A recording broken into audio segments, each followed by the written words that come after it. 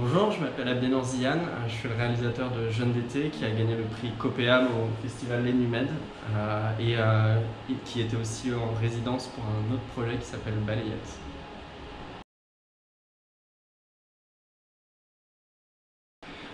J'avoue que pas trop, c'est vrai que en fait là durant toute la période de Covid il y a eu un peu ce truc où j'étais un peu déconnecté de la vie de ce film parce que tout se faisait en digital, tout se faisait en ligne et tout, et là c'est vrai que quand San Francisco est arrivé ça a été un peu... c'était super cool, j'aimais beaucoup ce que je voyais du festival, j'ai pu interagir avec les gens du festival et juste d'être sélectionné pour moi c'était déjà hyper cool, et quand ils m'ont annoncé que j'avais le prix j'étais là genre, vous êtes sûr? Ouais, non, c'est super cool, et oui, je suis hyper content qu'il puisse vivre à l'international. Là il était en Jordanie aussi il y a 3 semaines. Et pareil, c'était super agréable de pouvoir, là pour le coup, pouvoir aller le voir en physique, de pouvoir le présenter en physique et de voir le public. Et de se rendre compte un peu qu'il voyage, quoi. Parce que c'est vrai que jusque-là, c'était un peu abstrait. Et ouais, c'est cool.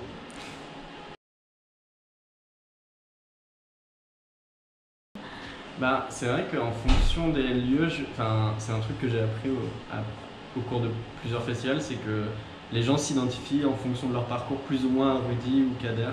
Et c'est assez rigolo parce que du coup dans des pays, on va dire, plus occidentaux, il y a vraiment une approche plus près de Rudy. Alors je sais qu'il y a un festival en Angleterre où clairement, ils ont presque changé le synopsis pour que ce soit Rudy le personnage principal, parce que pour eux c'était vraiment le point de vue dans lequel ils se reconnaissaient, quoi. Et c'est assez intéressant parce que moi je l'ai écrit du point de vue de Kader.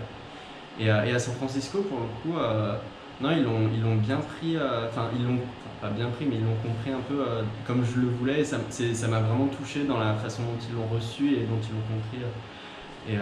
J'ai l'impression que ouais, même si c'est très spécifique à mon parcours, ce truc ce rapport à la France, à mes origines et tout, j'ai l'impression que oui, ça résonne, ce disconnect par rapport à l'autre et cette envie de connecter et tout, ça c'est un peu universel. Du coup, je suis content que ça puisse être compris de différentes manières, mais toujours propre au thème, quoi.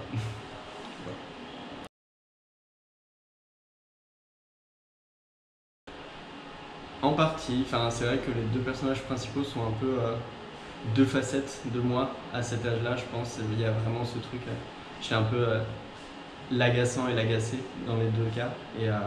Et oui, Kader, ouais, c'est vrai que j'ai fait le ramadan et c'est un peu voilà, toutes ces expériences, tous ces temps de latence, tous ces temps un peu voilà, de faim, d'ennui, c'est des choses, oui, que j'avais envie de mettre en image, parce que c'est vrai que ça, en soi, même si c'est des choses un peu extrêmes, c'est aussi du coup celles qui m'ont un peu marqué, quoi. C'est des souvenirs d'enfance que j'oublierai jamais, et c'est vrai que c'est des choses que j'avais envie de mettre en image et que je trouvais important d'essayer de mettre en avant de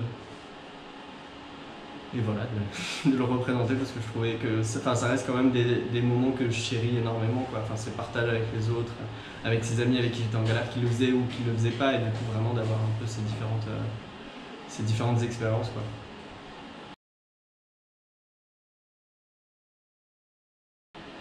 Là, comme projet à venir, pour l'instant, j'ai Balayette, le court-métrage pour lequel j'étais en résidence, sur lequel je suis en train de travailler, qui est en développement et en recherche de financement.